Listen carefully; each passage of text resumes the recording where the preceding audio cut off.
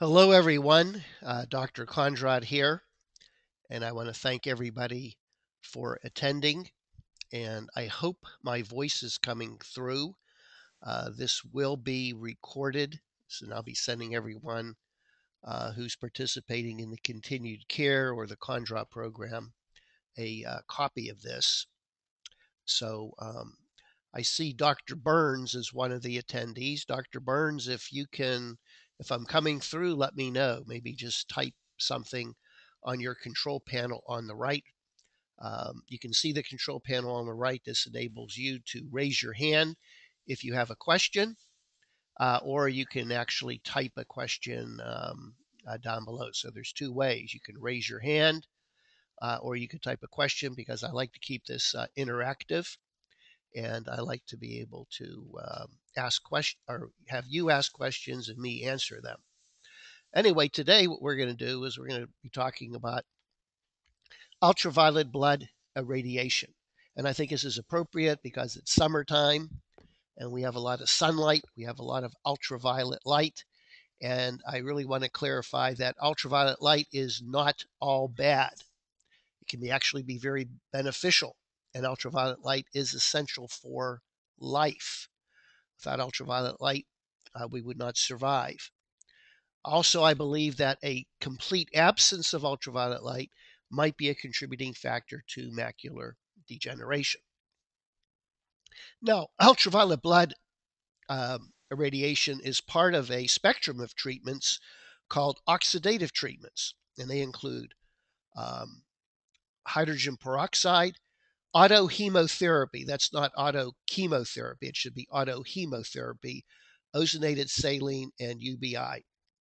Hydrogen peroxide is a reactive form of oxygen, and it stimulates certain physiological processes in the body, increases oxygen utilization, acts as a disinfectant. That's the same thing with autohemotherapy. Autohemotherapy, we actually mix ozone gas with the blood. Many of you who have gone through my program have received hydrogen peroxide or autohemotherapy, and all of you have been exposed to ozonated saline eye drops. I think these can be very effective in reducing ocular discomfort, help stimulating the eye to heal, and perhaps it may have some effect on in glaucoma patients and people with inflammation in the eye. But we're going to focus on ultraviolet blood irradiation. But let's talk a little bit about the effects of oxidative treatments. These three things I think I have learned over the last couple of months attending some classes that it increases oxygen utilization. And what that means, our blood has a certain oxygen saturation. And if you go to the doctor, they use a device called a pulse oximeter, which measures the oxygen in your blood. So typically, if you're in the high 90s, you have a good oxygen concentration. And I've always thought that if you have a high oxygen concentration, that's a sign of good health. But actually, you can have a very high oxygen saturation and have poor utilization. So your body and your cells are not utilizing the oxygen. So that will lead to death of the cells, aging of the cells, and disease. So ozone treatment, there's no question ozone treatment increases oxygen utilization, which is good. It also changes the NAD/NADH ratio. You need a high NAD/NADH ratio. Now I want to get into the chemistry of this, but essentially this helps with the electron transport chain and energy in the body. It also changes blood pH. You hear all the time, you want to make your blood alkaline. You don't want to eat acidic food. So an alkaline blood pH is good. So all these things are what oxidative treatments do. So all we hear about is the negative effects of sunlight. So what are the benefits, and can sunlight actually help our vision? Several months ago, I presented information on the necessary elements for life, and we talked about oxygen, water, hydration, We talked about food, the essential nutrients, and we talked about the fourth element, which is ultraviolet light, and the fifth element, which is pulse electromagnetic field. So we're going to be focusing on the fourth element now, ultraviolet light. I became intrigued with using sunlight to treat diseases when I read an article by Dr. Rowan in 1996 on the use of ultraviolet blood irradiation. In the 1940s, there was a multitude of articles written on the use of ultraviolet blood irradiation in the treatment of many diseases. And it's interesting, one of the pioneers was a Dr. George Miley, a professor at my old medical school, Hahnemann College in Philadelphia. So at that time in the 1940s, Hahnemann Medical School was on the cutting edge of a lot of these treatments. But anyway, Dr. Miley, he reported on 103 consecutive cases of severe infections treated with ultraviolet blood irradiation. In the early infections, and if these people were treated early, there was a 100% success rate. And this is hard to believe. Now, we think that when you get an infection, you need antibiotics. Otherwise, the infection will spread to the body and cause a disaster. But all he did was use ultraviolet blood irradiation and 100% success rate. And it was a group of 80 intractable cases. And these are patients who did not respond to the conventional treatment. So in the 1940s, they were using antibiotics and uh, other methods for treating infections. So he took a group of 80 that were not responsive. And out of the 56 patients that had follow-ups, 29 were greatly improved, 16 were slightly improved, and 11 had no change. So you can assume that the people that maybe didn't have the follow-ups were doing well, that they didn't come back. But anyway, even the patients that were intractable had a significant improvement. And not only were these treatments beneficial in infections, but also asthma, polio, hepatitis, blood disorders, and neurological conditions. And right now, there are doctors that are using ultraviolet blood irradiation for cancer. They're using it for hepatitis C, for AIDS disease, and Lyme's disease. So this is potentially an unbelievable treatment that I believe can help so many people. So how does ultraviolet blood irradiation work? What happens? Well, these are some of the physiological things that have been measured in the body. It lowers blood viscosity, and we know that lowering the blood viscosity is really good for our body. We're taking aspirin to thin the blood. I always advise patients to drink a lot of water.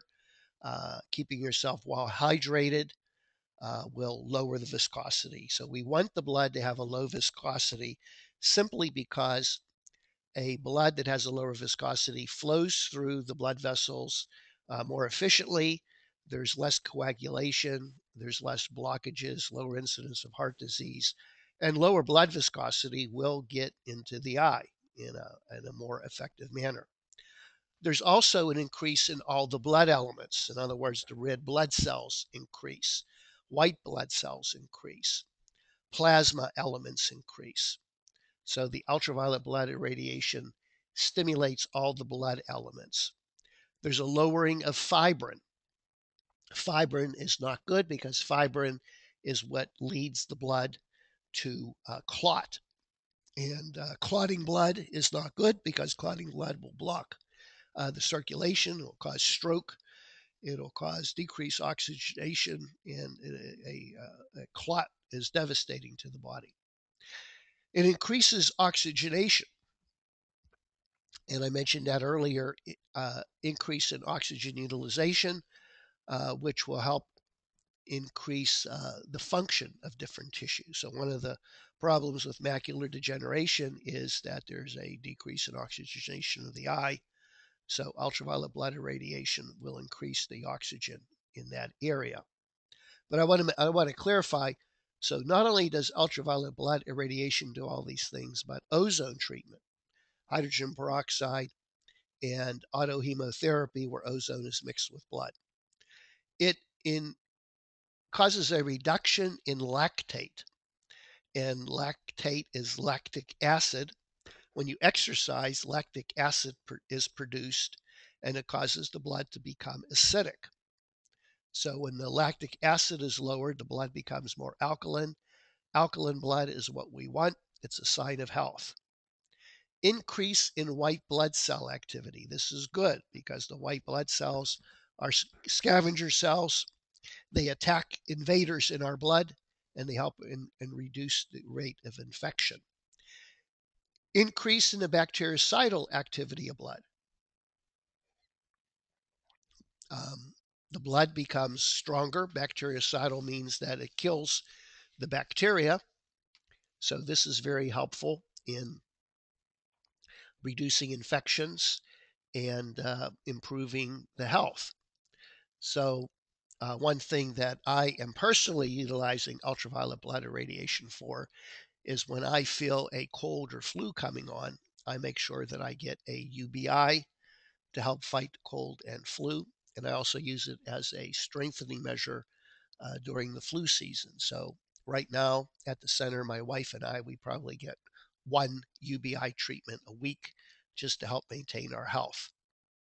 Something really interesting, um, if you really want to understand ultraviolet blood irradiation and the connection with ultraviolet light to life, we have to look at the plant connection. Plants depend on ultraviolet light for their growth and development. Um, if plants don't receive sunlight, they're going to die. The chlorophyll molecule has been identified as the link between the conversion of ultraviolet light into energy.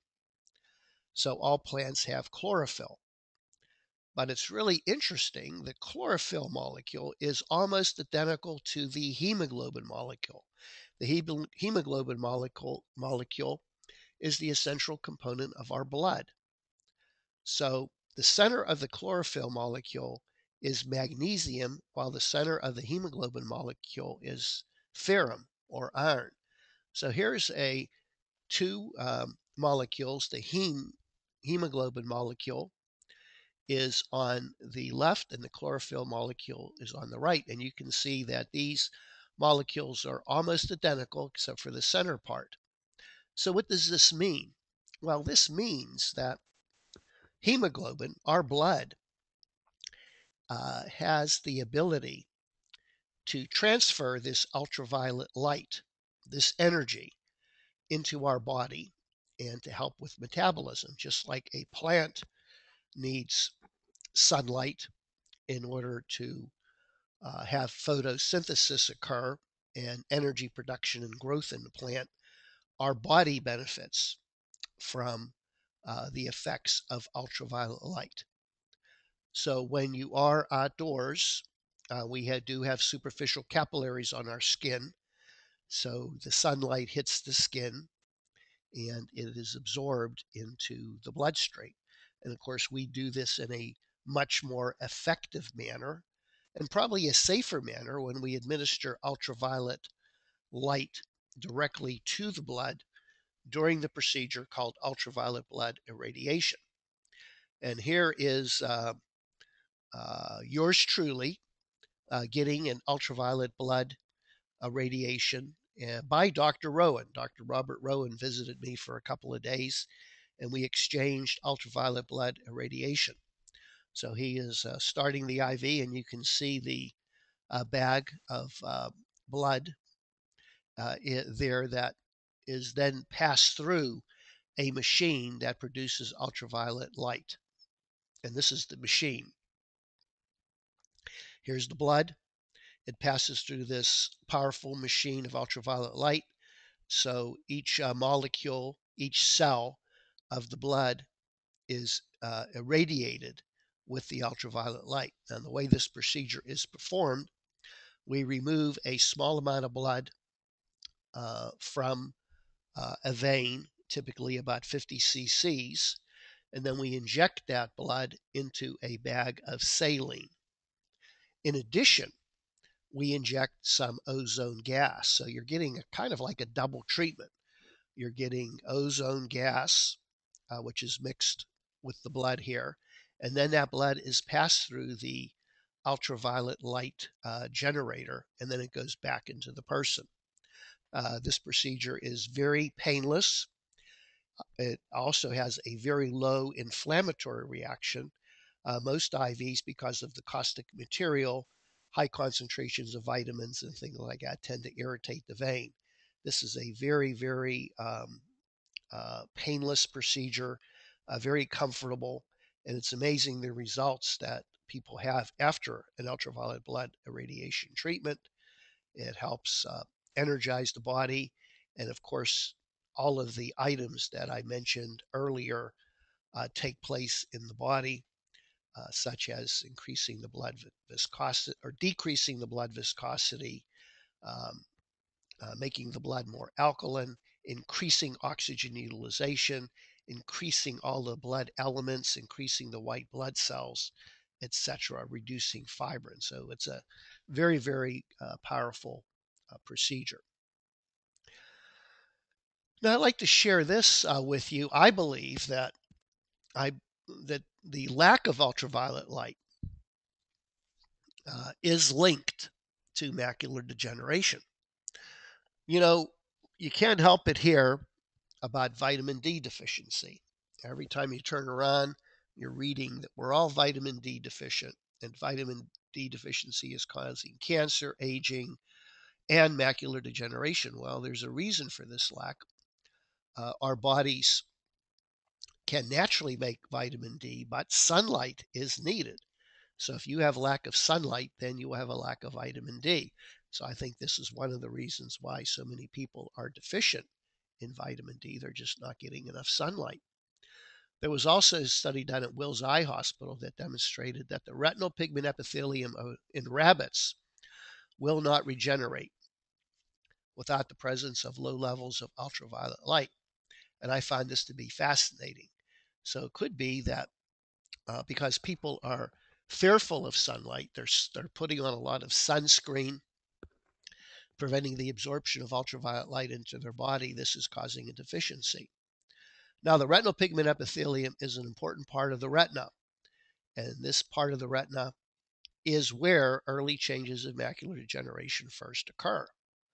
So it seems to me like one of the most effective treatments of macular degeneration would be getting more sunlight. So either spend more time outdoors, excuse me, spend more time outdoors in the sunlight, or get an ultraviolet blood irradiation treatment. And that's now part of our program. Everyone that comes now to the Kondrot program and spends time here at the center will get an ultraviolet blood irradiation. We're adding this along with the ozone treatments. One comment I'd like to make: how much sunlight um, should you try to achieve? And that's a tough question because we're different. It depends on the part of the country that you live. Certainly, when it's 119 degrees in Arizona, you don't want to spend much time out in the sun because it's extremely intense. So, I believe a moderate amount of ultraviolet light, and that depends on you. We're concerned about cancer, skin cancer with ultraviolet light, but most of the studies have shown that skin cancer is due to severe burns. So if you spend too much time, I believe moderation, gradual exposure to sunlight, and make sure that you're eating a wide variety of fresh fruits and vegetables. All the fruits and vegetables, especially the colorful fruits and vegetables, have phytonutrients and bioflavonoids, which are absorbed into the skin that help protect the body from excessive amounts of ultraviolet light. For example, if you eat too many carrots, you may notice your skin turning a yellow orange. That's the phytonutrients that are in your skin, and that prevents an excessive amount of ultraviolet light being absorbed in your body. So moderation is the key. Anything in excess can be harmful. Too much oxygen can kill you, too much water, you can die. So, moderation is the key. And I believe moderate sun exposure is essential. So, gradually increase your body's ability to spend more time outdoors, gradual sun exposure until you develop a tan. Um, I would avoid uh, suntan lotion and sunblocks because of the harmful petrochemicals that have been linked to cancer in animals. And also, the suntan lotion blocks the ultraviolet, the UVB, which is essential for the vitamin D protection. Now, here we are. It's summertime in Florida, and this is such a beautiful place. It's a great place to visit in the summer. So, we do have a summer special. You will receive 3 ultraviolet blood treatments at the Healing the Eye and Wellness Center, and we'll give you 2 free PEMF treatments daily. So, you get a total of 10 PEMF treatments during your week stay. We want you to arrive on Monday, and you'll have your first you'll have your first UBI treatment then, and then you can leave on Friday. We'd like you to wait a day between your UBI treatments, so that's why we have one on Monday, Wednesday, and Friday. So we want you to arrive on Monday, so you'll receive one, and then as soon as you're finished with your UBI on Friday, you can leave. So we're giving you the 10 PEMF treatments because I have found that this is such a beneficial treatment to recharge the body and the cells. And we think that that combination of pulse electromagnetic field and ultraviolet blood irradiation is a really, really good combination. So those of you that want to kind of supercharge your eyes, your health, and your body, this is a great opportunity to rejuvenate yourself, rejuvenate your every cell in your body, and rejuvenate your eye. So this is a savings of $750, the 10 PEMF treatments, because we're charging $75 a PEMF treatment. And all you do is pay for the 3 UBI treatments. And the investment for the UBI is $175. So grab the opportunity to relax and have fun while you're in a beautiful, relaxing center at our wellness center. So if you are interested, and this is going to be going on all summer, you can give the office a call, 800-430-9328. So the ultraviolet blood irradiation is a amazing treatment, and I would also encourage all of you to come to the clinic during your 6th month visit. And during the 6-month visit, you might want to spend some extra time and get these additional treatments. So, uh, any questions?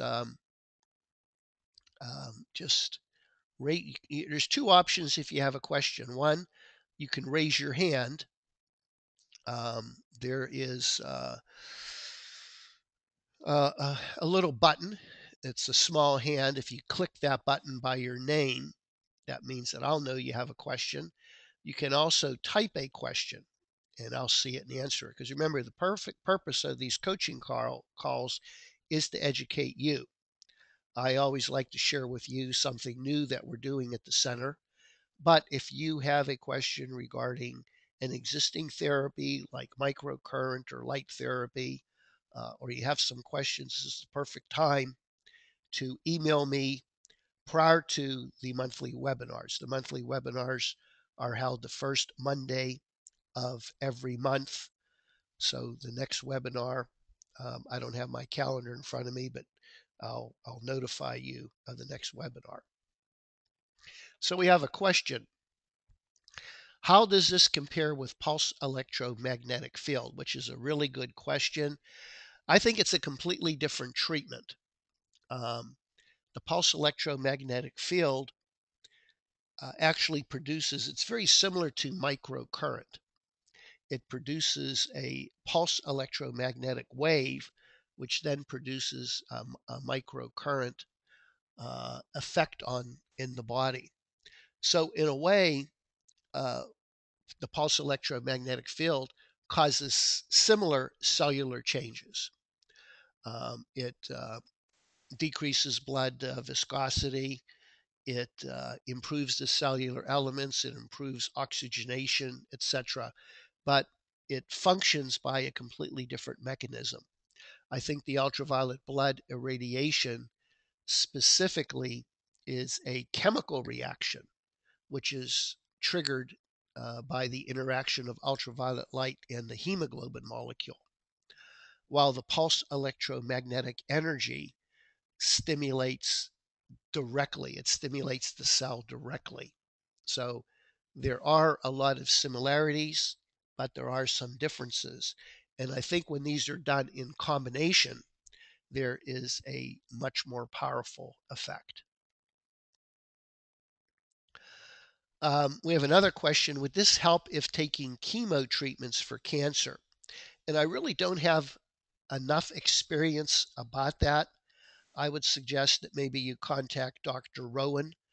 Dr. Robert Rowan is using ultraviolet blood irradiation for cancer, and he does treat patients who are on chemotherapy. I can't imagine that it would be a contraindication or there would be a concern that it would interfere with improving your health. So, my initial reaction is that it would be beneficial, but I would definitely consult with Dr. Rowan. And those of you that would be interested in a consultation with Dr. Rowan, he is available. Um, you would call either our office. I don't have his number, but we do have his office number, and you could set up an appointment with him to discuss that. Um, any other questions? Well, I hope some of you take an opportunity to come to the center and experience this great treatment. Oh, this is a good question. Can a UV light or sunlight help? Um, well, I'm not a big advocate of sun lamps. I think you need the right type of sun lamp. Now that I'm doing the ultraviolet blood irradiation, I'm understanding that there are three types of ultraviolet light: ultraviolet B, ultraviolet A, and ultraviolet C. Ultraviolet A is the immune stimulator. Ultraviolet C seems to treat infections, and ultraviolet B is for tanning and the production of vitamin D. So each one has a unique effect. And one thing when we do the ultraviolet blood irradiation, when you have this done, we can customize it because we have three different lamps. So if you have an infection, we would mainly treat you with ultraviolet C. If you have macular degeneration or we want to stimulate healing, we would use ultraviolet A. So I would hold my judgment on the ultraviolet sun lamp because we need to know the components of the ultraviolet light. Another question is, when are the 3-day courses in the next few months, preferably through December 2013? Well, please give the office a call. They are putting the schedule together. And I believe if you go online, we do have a listing of all the programs, the Kondrot programs for the rest of the year. So we do allocate 1 week a month for the Kondrot program. Uh, but we do offer other treatment options if you don't want to go through the full program, much like the summer special with the ultraviolet blood irradiation. Well, I appreciate your questions here. These are a lot of good questions. And anybody else, I love questions, and I think this is the best way to learn. How are the goats doing? Hey, the goats are doing well. Thanks for asking that. They're doing exceptionally well. But the good news is we had 5 piglets yesterday. One of Daphne, one of our pigs, our Berkshire pigs, delivered 5 babies. So we're kind of excited. We have 5 little piglets.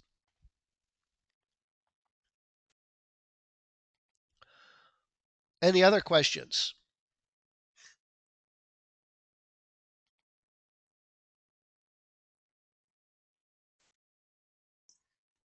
Oh, there's a question about the website links. Yeah, we're working on that. If you do have a particular link that is not working, please email me, and we'll make sure your questions are answered. I have a meeting with the office every morning. In fact, I just finished uh, a meeting. So when you do email us, we make sure that we try to address those issues.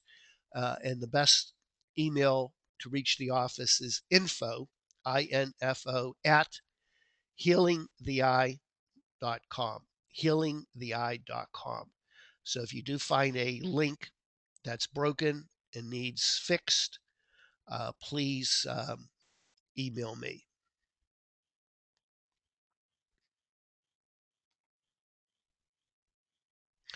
Okay, well, I want to thank everybody for joining. Oh, we have another one. There was a question about rectal treatment. Rectal insufflation is another way of administering ozone, and I should have included that on one of the slides. The rectal insufflation, I like treatments that empower you as a patient that you can do at home. So this is something that all of you could use, rectal insufflation, where you administer a small amount of ozone gas rectally. So if you want more information on rectal insufflation, um, give the office a call, or maybe this would be a good topic for next month's webinar. So month's webinar, I'll go over in detail rectal insufflation.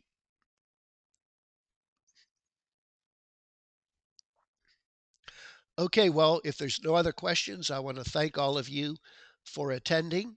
And the next webinar will be the first Monday in August. And looks like I'll be talking about rectal insufflation ozone.